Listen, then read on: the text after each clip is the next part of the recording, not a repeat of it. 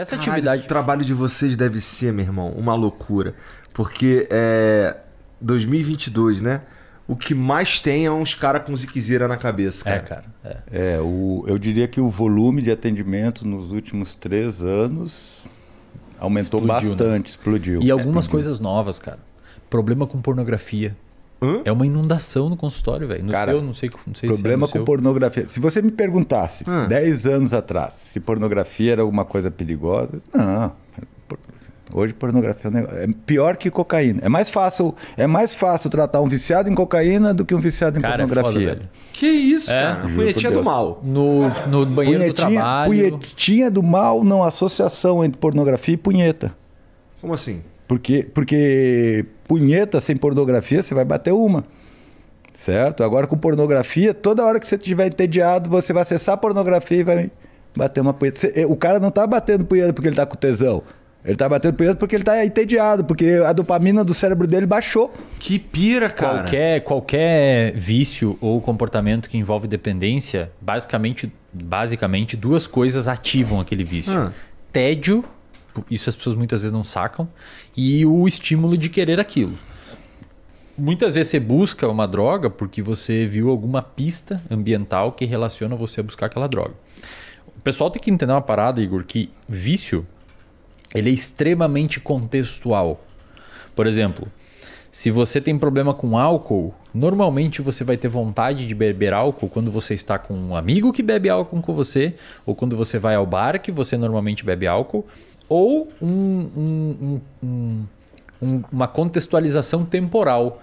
O seu cérebro sabe que chegou sexta-feira e começa a te dar vontade de beber álcool. O seu cérebro sabe calcular tempo, cara. Sabe calcular tempo. Pornografia tem bons estudos mostrando que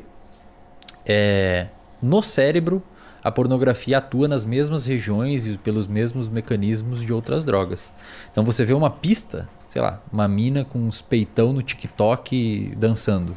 Aquilo ali liga umas regiões no seu cérebro, no Instagram. No Instagram. Aquilo uma gostosa no Instagram. Liga uma região no seu cérebro que a gente chama de área tegmentar ventral, não precisamos saber esses nomes. ATV, essa área joga neurônios, que são células do seu cérebro, tem ramificações de neurônios até uma região chamada núcleo accumbente, numa regiãozinha chamada estriado ventral. Fica no protencéfalo basal. E lá... vocês não precisam saber desses nomes aí, cara. Mas é importante falar, meu. A galera que estuda isso daí, que depois gosta de pesquisar.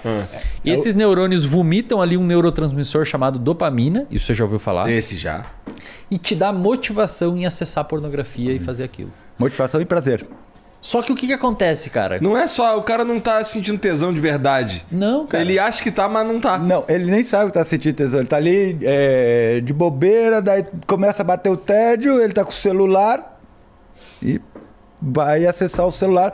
Porque ele não tá querendo dar uma gozada, ele tá querendo dar uma liberada de dopamina no núcleo accumbente. Cara, entendi. Só que qual que é o problema, meu? Esse núcleo accumbente... ele fica ao lado de uma região chamada de estriado dorsal. E a região do estriado dorsal é a região do nosso cérebro onde estão os vícios.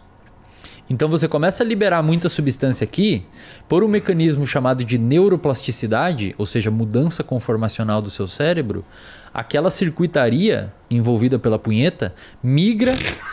Desculpa. É legal que o cara tá falando um monte de termo técnico. O cara vai perguntar, o estriado dorsal. Estriado dorsal. Olha, a punheta vai lá pro núcleo caudado. Cara, e essa circuitaria começa a migrar, cara. E aí você começa a formar um processo de dependência. O seu comportamento começa a precisar daquilo ali.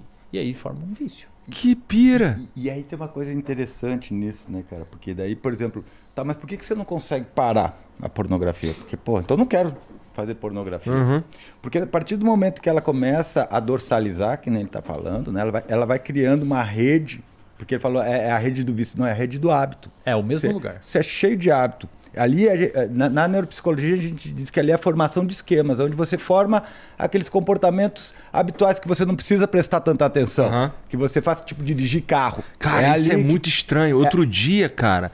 desculpa te interromper, mas é que assim, sobre isso é muito...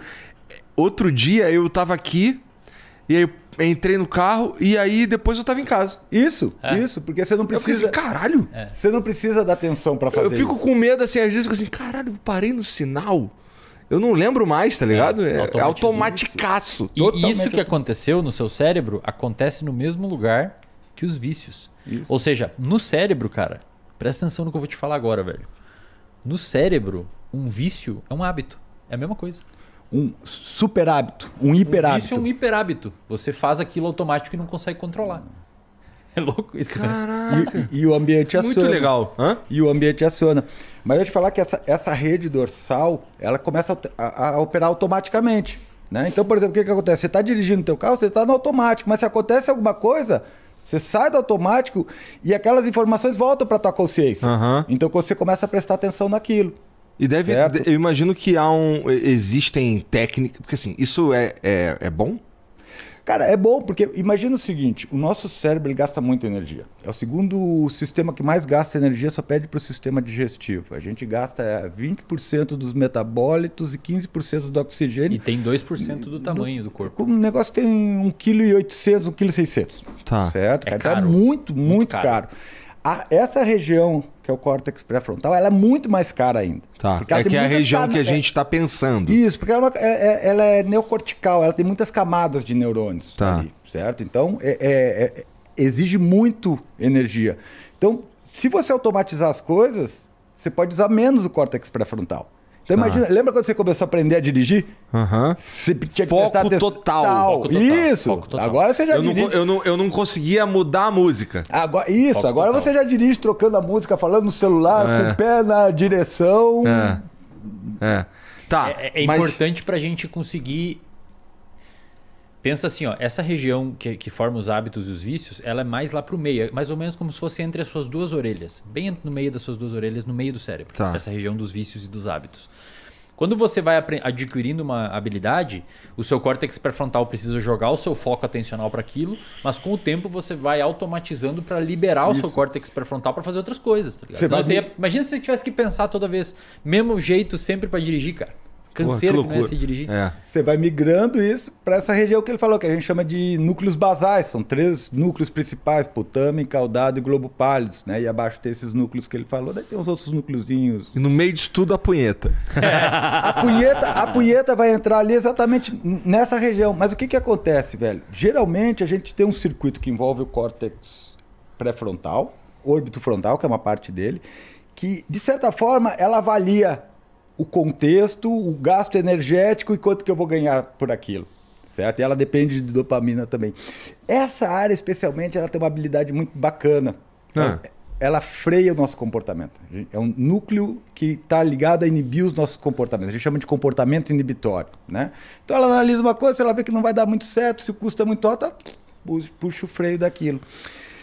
Essa hiperexcitação nos gânglios basais, ela vai diminuindo a atividade inibitória do córtex pré-frontal. É tipo então, um cabo de guerra que começa a ficar mais forte aqui. Ó. O cara sabe que tá ruim, não quer bater punheta, mas não consegue.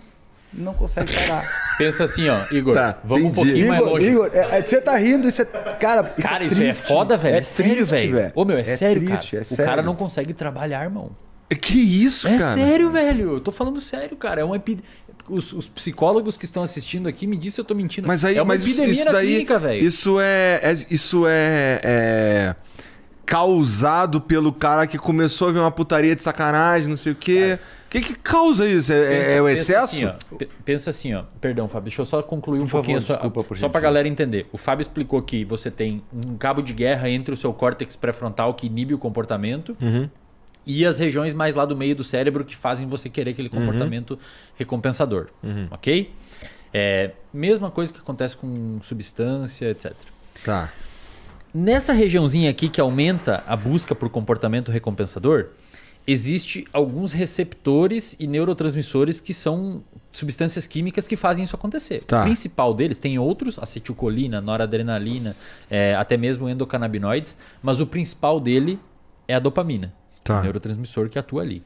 A dopamina ela tem vários receptores, como se ela fosse uma chave que entra em fechaduras. Tem uns 4 tipos de fechadura. Uma em específico que está nessa região é o que a gente chama de receptor de dopamina D2. Conforme a dopamina vai ligando nessa região, os receptores com o tempo, isso foi um estudo publicado na PNAS, de uma autora chamada Nora Volkow, ela não viu com pornografia, ela viu com usuários de metanfetamina. Essa dopamina liberada ali começa a internalizar os receptores. Então o receptor está na membrana e eles começam a vir para dentro da célula, deixando menos receptor ali, fazendo com que exista uma necessidade de mais liberação de dopamina para alcançar o mesmo barato. Entendi. Isso é um dos mecanismos da dependência. Mas olha que interessante, cara, e explicando o que o Fábio mostrou.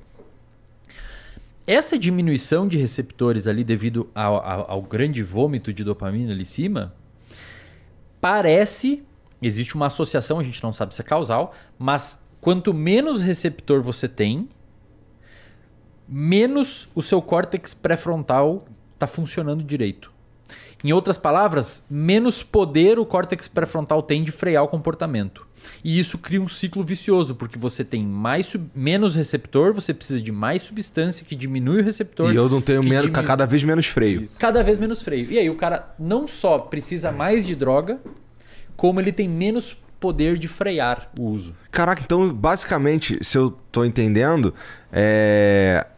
existem pessoas que são tão dependentes de pornografia quanto existem pessoas que são dependentes de maconha, por exemplo, drogas.